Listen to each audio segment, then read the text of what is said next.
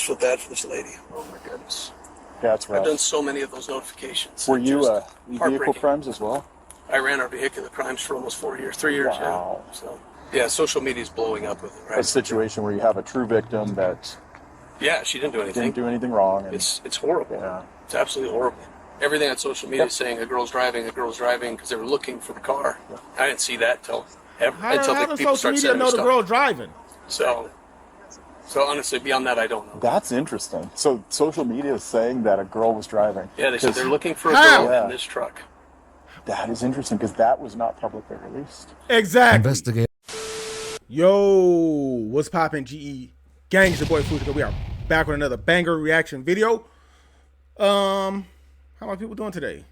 Like, you know what I'm saying? We're gonna get straight into it, man. Like, we're having too much fun not to. You know what I mean? I definitely want to just make sure I check on my people, make sure you guys are straight. The world getting crazy, people not getting their snaps. Watch out for the robberies. You know what I'm saying? While you're going to get your groceries, man, make sure you keep your head on the swivel. You don't know how people are going to mentally lose it. That's why you got to check on our meeperies. Just stay vigilant. Stay out the way. Get in and get out. Don't linger around the grocery stores no more than longer than you have to. No more being in a grocery store for 2 and 3 hours. Make your list. Go in that grocery store and get out of there. Okay? That's how we're going to stay safe. With that being said, we're going to tap to a video I got sent today. It is called Cop Calls 911 after discovering son's horrifying secret. So we're about to tap into that. But before we get into this, something that sounds like it's going to be like not fun, not roastery type serious. Check out our meeperies. Our meeperies. Our meeperies. Tap down in the comment section 1 through 10. How are you doing mentally, emotionally, energetically, physically, psychologically, and most important, spiritually? You got some rotten apples out in the world.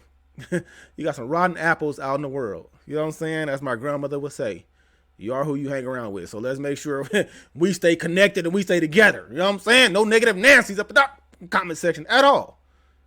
We gonna ban you. Big clan you type. You know what I'm saying? Let's get this video to 1,000 likes, 20K views. You know how we run it up. You know how we do. Getting that algorithm. Hopefully, if we get the views up and the likes up, YouTube might start sending out the notifications again. That's all I can say. That's all I can pray for. That's all I can hope for. Some of you guys are saying your notifications back working a little bit. One day it'll work and the next day it won't. If we stay on top of our game, maybe YouTube will put us back into the position that we're supposed to so we can, get notified when we drop the video. That's the whole point of a notification bell. Hello, YouTube. Thank you. Let's go ahead and tap to the video. Listen what's going on. Give our little commentary, our little spiel down the chat, and do what we do. When a woman out for a jog is struck and killed in broad daylight, Arizona deputies scramble to find the truck that fled the scene. But their desperate search for the perpetrator takes a shocking turn when they receive a phone call no one saw coming. I'm not asking for favoritism, but everyone's going to know anyways. Okay. I'm a lieutenant with Phoenix PD. It's my son. That's the guy who did it. That's the guy who did it. The following is based on official police records, and the footage has never been seen before until now. On the morning of February 24th, 2024, dispatchers receive an urgent 911 call. I just witnessed a hit and run, and this lady needs an ambulance immediately. His vehicle just drove off. It was a Ford F-250, Ford Super Duty. The woman was just running along the side of the road, and the guy just drove and hit her for no reason at all. Okay, so she was walking? Okay, thank you. She was just taking a jog, and somebody just drove off the side of the road and purposely hit her. Okay. I witnessed it in my rearview mirror. I don't know if this truck is coming back. I think he's coming back. I think the guy is coming back. He drove west, and he came back to the scene, but he's still in his truck, and he looks like he's going to drive away, but I don't know what he's doing. Is she conscious? I don't think so. But I think she's breathing. That's the guy who did it. That's the guy who did it. A Maricopa County deputy arrives as the caller points to the suspect's vehicle, but it once again turns and flees the scene. With the deputy unable to leave the victim's side, a civilian volunteers to follow the suspect, but quickly loses sight of them. Though the deputy attempts to help the victim, the woman shows no sign of life. Damn. At 10:02 a.m., she's pronounced deceased. As backup arrives, they work to locate some form of identification, but find only her cell phone. Poor kid. I don't think she felt it. Looks like she had a kid, too. Scattered along the roadway are her white earbuds, glasses, and pieces of a headlight. Her shoes were thrown from her feet, with one lying more than 70 feet from the other, a brutal indication of how violently she was struck. Hey, just letting you know and let Sergeant know, there's a possible next of kin over by his grant. He said that the wife and mom were out running, and they can't get a hold of her, so... The man provides the phone number for his wife, 43-year-old Lisa Mancuso.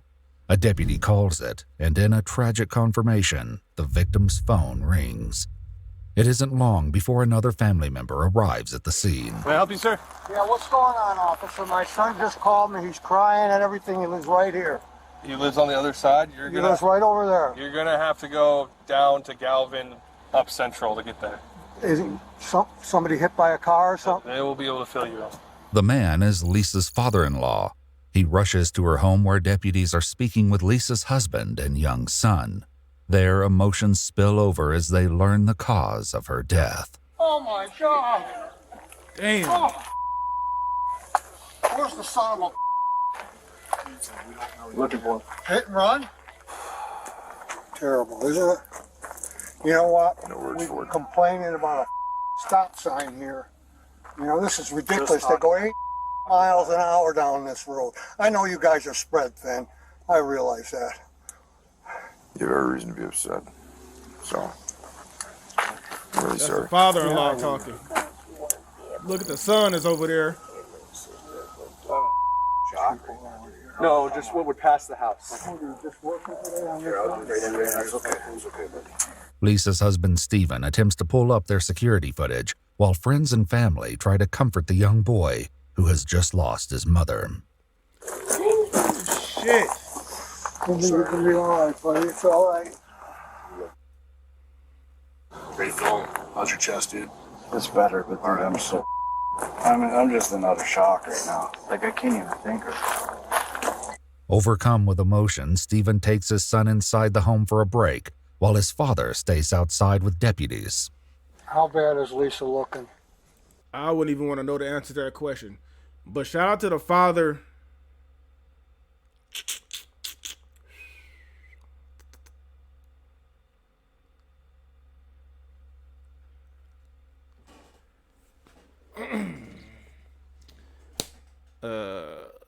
Shout out to the father and to the son.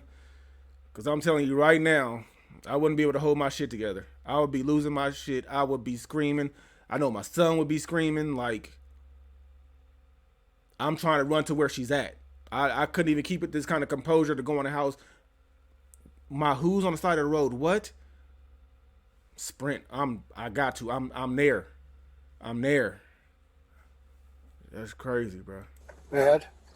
I mean, no, I wouldn't recommend seeing her right now. How's that? That's the best way to put it. Yeah, I understand.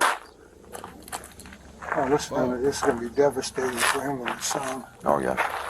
Is that Lisa there? Yeah, sir. I'm sorry to say it is, sir. I'm sorry. Oh, my God. I'm so sorry. Oh, her poor son. Back at the scene, deputies gather statements from witnesses. I noticed this woman in black, workout clothes, if you will, jogging. Okay. She wasn't anywhere near the damn lake.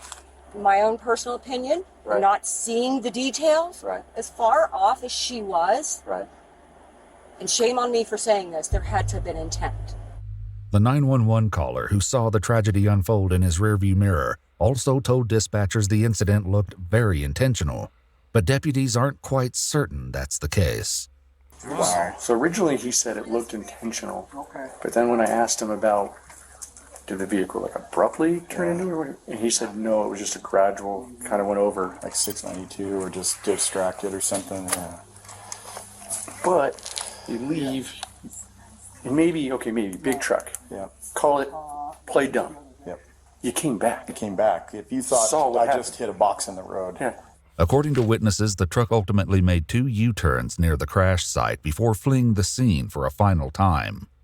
While the cameras at Lisa's house weren't working, investigators obtained a clear view of the truck just before impact from a nearby residence.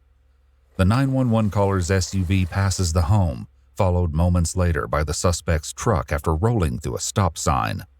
The collision itself happens off camera, but the sound of the impact is fully captured. Despite clear footage of the truck and several witnesses, investigators are only able to get a partial license plate. Once images of the vehicle begin circulating on social media, deputies receive a shocking phone call they never expected. Sheriff's Office, how may I help you? Hi, my name is Ben Moore, and I need to have a deputy dispatched out to me. The person that drove my son's truck last night, drove him home, hit a gal on Cloud Road and Central, and I just found out about it, so I was calling to see if they could come to my house. Is your son there? He's here. Yeah, he's here with me. Yes. And just so you know, I'm a lieutenant with Phoenix. I'm not asking for favoritism, but everyone's going to know anyways. Okay. I'm a lieutenant with Phoenix PD. It's my son. Lieutenant Moore's message is relayed to a Maricopa deputy who reaches out to him urgently for more details. Yes, I started getting phone calls. It's the only reason I even knew. So I went outside, I looked, there was the image on the front of the vehicle. And so I went inside and asked my son. His buddy called me immediately because he had seen the pictures online.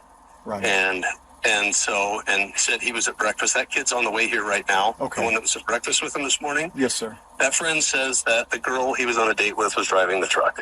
Where is the vehicle currently located? It's where he normally parks it, on the side of my house. Okay. It's on the side of the house. Was he in the vehicle when the crash happened? He doesn't know. He was passed out. Okay, I understand. Does he know who was in the vehicle? Yes, he does. If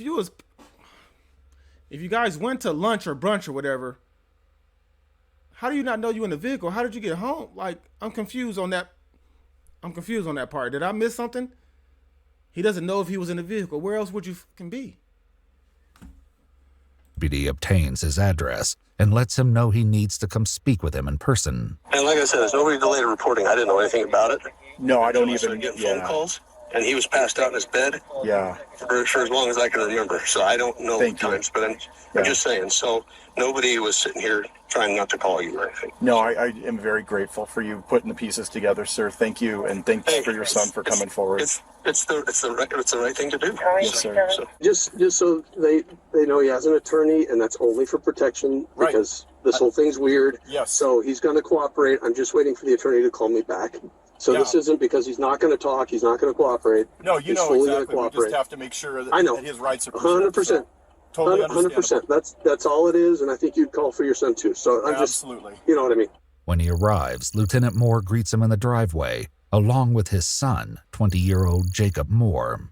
So we're going to do the initial, just get here, and then we're just going to kind of lock down until the detectives are done over there. Oh, yeah. And I then- ran our then they'll fatality come squad over. at Phoenix for 4 years. So I've been a lieutenant for Phoenix for a long time. And this is one of the witnesses at the restaurant. Hi. Jackson. Okay. And they went to pick up another witness that was at the restaurant to bring him here. Just breathe. Just breathe, dude. If it wasn't you, don't worry about it. That's the big thing. Dad'll tell you, if it wasn't you, I get other things are going to happen, but He's a young kid. He's never dealt with this before. So I know. He's just sad at how it's going to affect me. So. Stop it. First of all, he grown man, 20 years old. He looked like he's about 27, to be honest. So don't try to sneak that in. Oh, he doesn't, he's a young kid. You're a police officer probably his whole life. He's seen things, he's heard things. I'm sure you told him stories. But are you guys trying to press this on and act like it was somebody else? Because your son talking about he don't know if he was in a vehicle? Sounds suspicious. He looking like he know what's up, and now he got to deal with the consequences because he got his head in his palm of his hand. Come on, we're not doing that if we're full goddamn. No, we didn't do nothing. We're fully. Oh yeah, look, he looking like he full guilty. I'm just saying, I could be wrong, but I could be right. So I told him I love you, and I would be here regardless of that. While waiting for detectives to finish surveying the crime scene, Lieutenant Moore leads the deputy to the truck.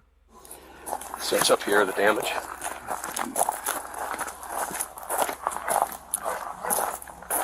You can see, I didn't touch it, so you can see the body fluid. I'm sure that's what that is. So, yeah.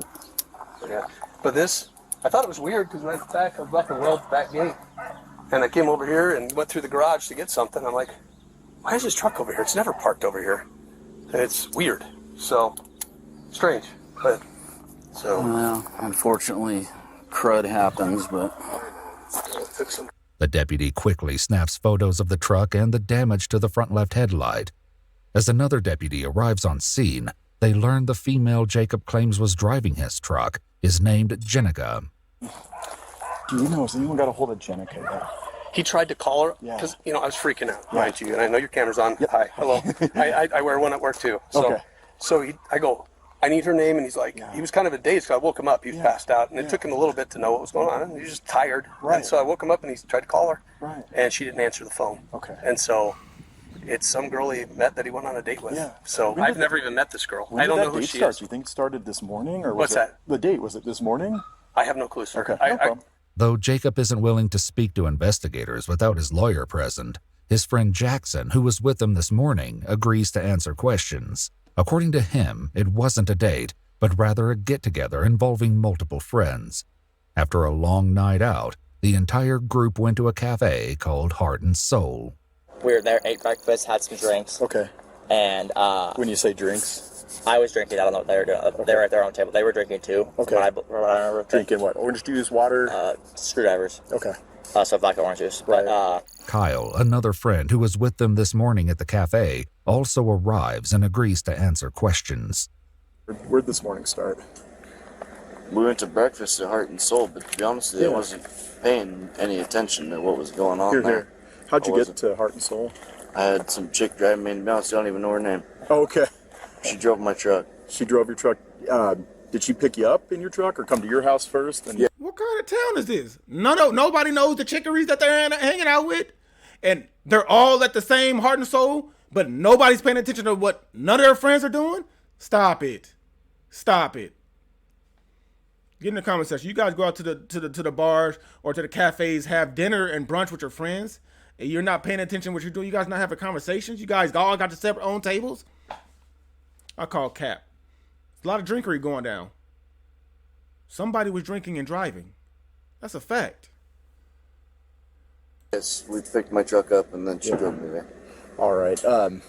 We came from. I'm sorry, I don't even know where the hell I was. we were at some house in Peoria or some shit. Yes. We came from there. Yeah. We went to my truck and then we took my truck to Heart and Soul. Got it. She drove back. And you don't know her name? I don't. She just was acting as your DD? Yes. Okay. Do you know her name at all? Any nickname, first name, internet?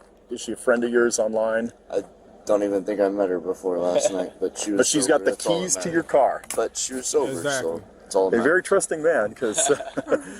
By Kyle's account, neither of the intoxicated boys drove their trucks, instead relying on two girls, Jenica and another female, who will soon be located and questioned. I don't believe Meanwhile, Lieutenant Moore way. hands over his home camera system, hoping it may show evidence that Jenica was the one who dropped Jacob off it. Hey, get in the comment section. My guys, I don't care how drunk you are. We're not just giving our keys to some random chick we not in my car. Are you crazy? The one that I put all the money into and looks a certain way? My only vehicle? I'm giving it to a random chickery to drive me home? Not happening. Not happening. Not even a little bit. Home this morning. I just feel bad for this lady. Oh my goodness. Yeah, that's right. I've done so many of those notifications. Were you vehicle crimes as well? I ran our vehicular crimes for almost 4 years, 3 years. Wow. Yeah. So yeah, social media is blowing up with it. Right? A situation where you have a true victim that. Yeah, she didn't do anything. Didn't do anything wrong. And, it's horrible. Yeah. It's absolutely horrible.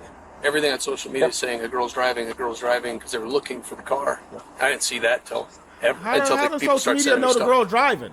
So honestly, beyond that, I don't know. That's interesting. So social media is saying that a girl was driving. Yeah, they said they're looking for a girl in this truck.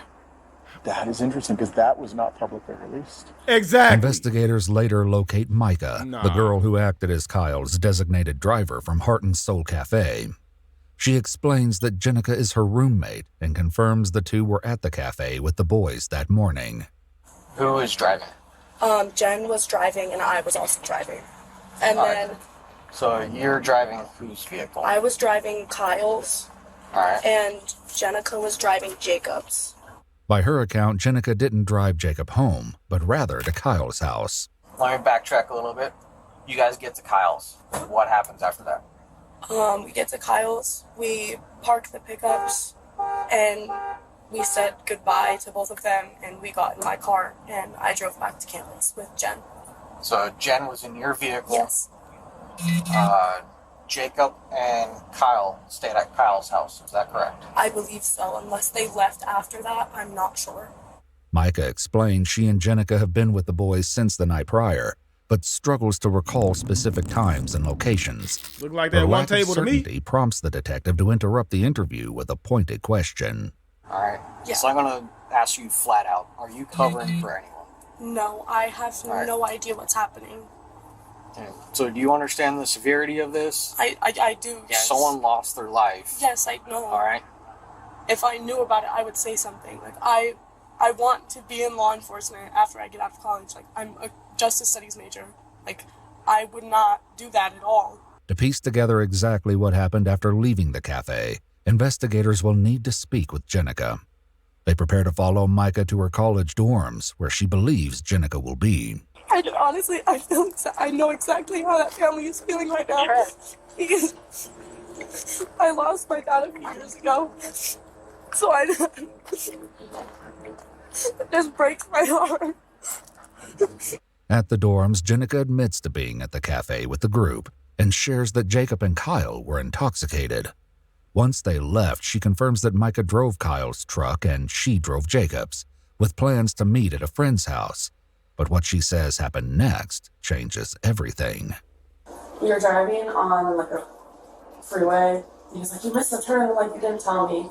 He's like, "You missed a turn, let me drive." And he started like yelling. And he was like, "It's my pickup, like let me drive." And I was like, "You know what?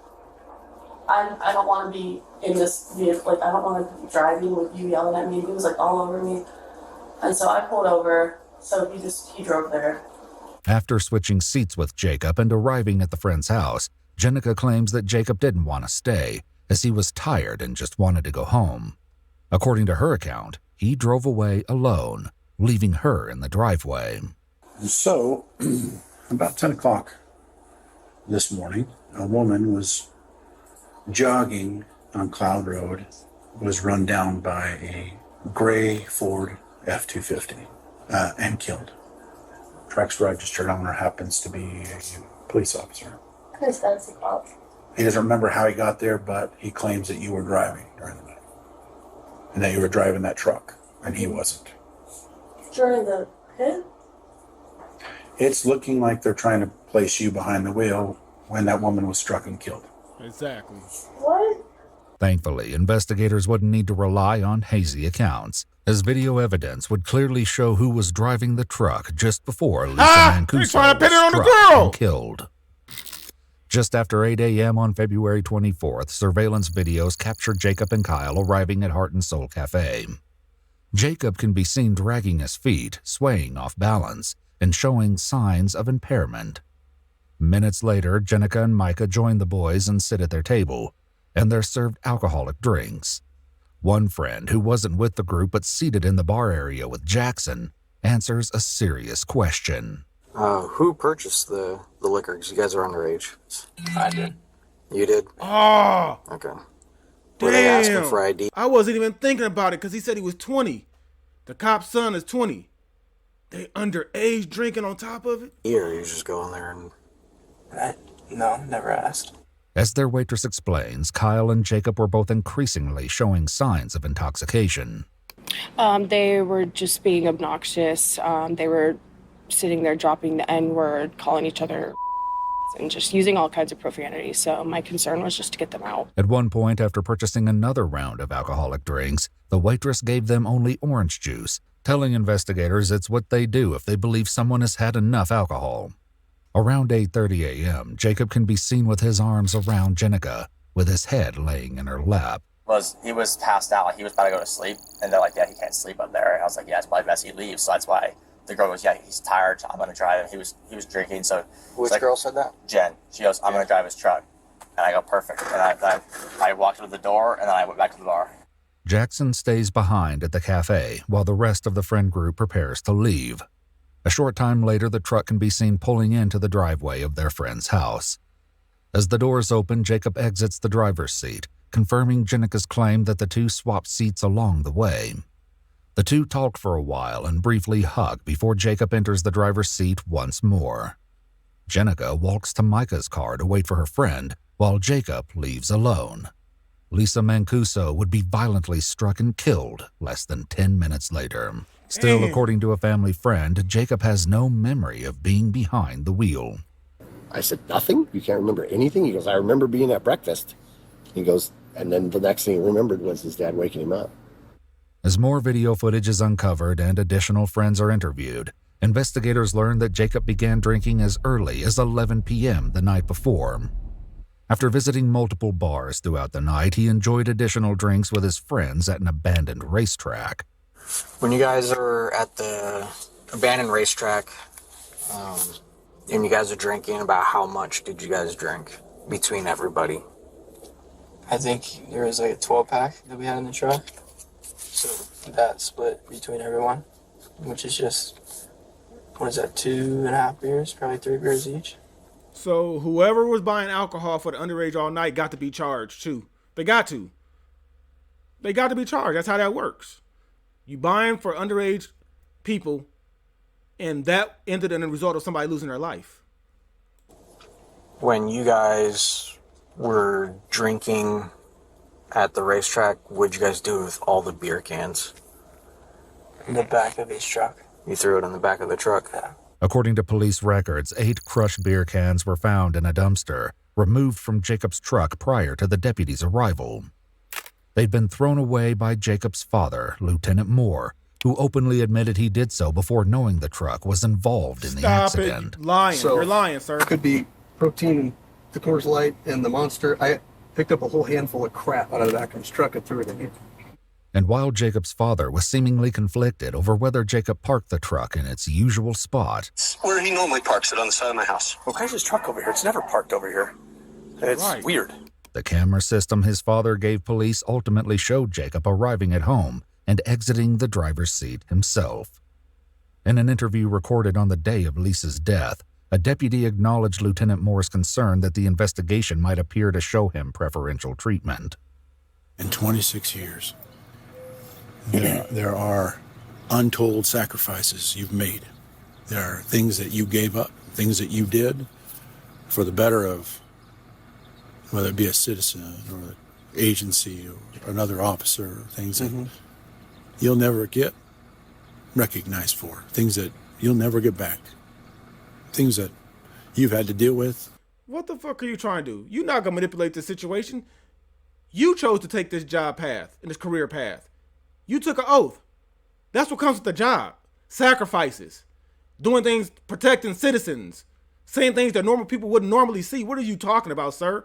You're not going to manipulate this. I don't believe one word you're saying. You're trying to protect your son, so you're not going to hold him accountable. He's 20 years old. You threw away beer cans knowing your 20-year-old son is underage drinking, sir. Cut it out. Like, what are we doing? You going to throw away your career for your 20-year-old son that knew better? And you're covering for him?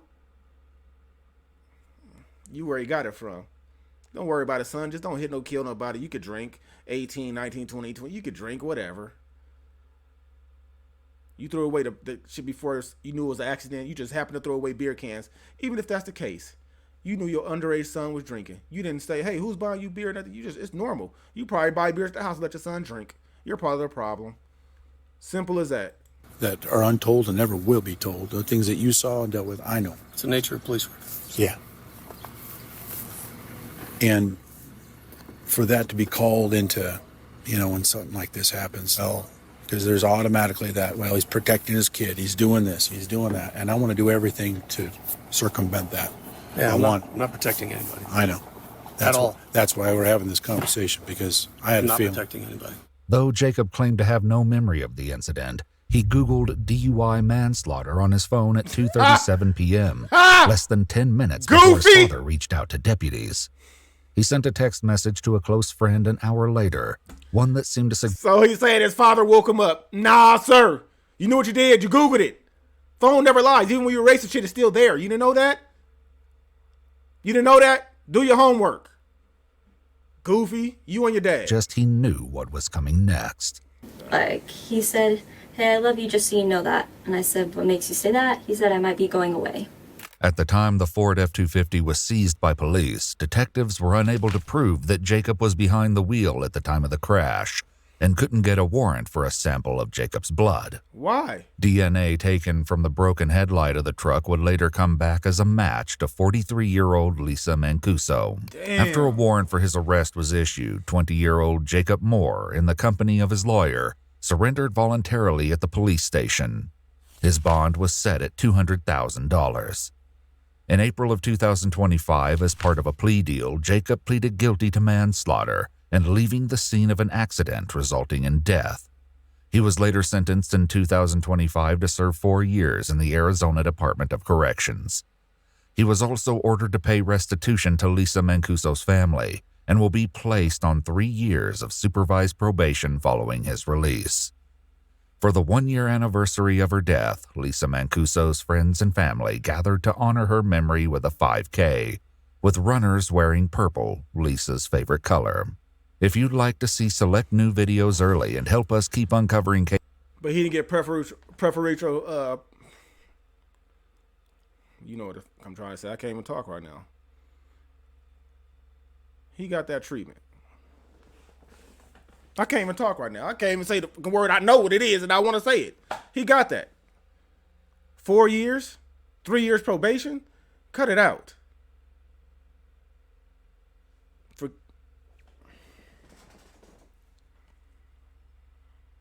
That's a slap on the wrist, bro. That's a slap on the wrist. 43-year-old mom taken away. Lying about the whole situation. You couldn't prove he was driving. How? You guys pulled the phone. He Googled this. How? How does this happen to somebody's family? How does something like this happen to somebody? So in my books, he still wasn't held accountable. That's just my opinion.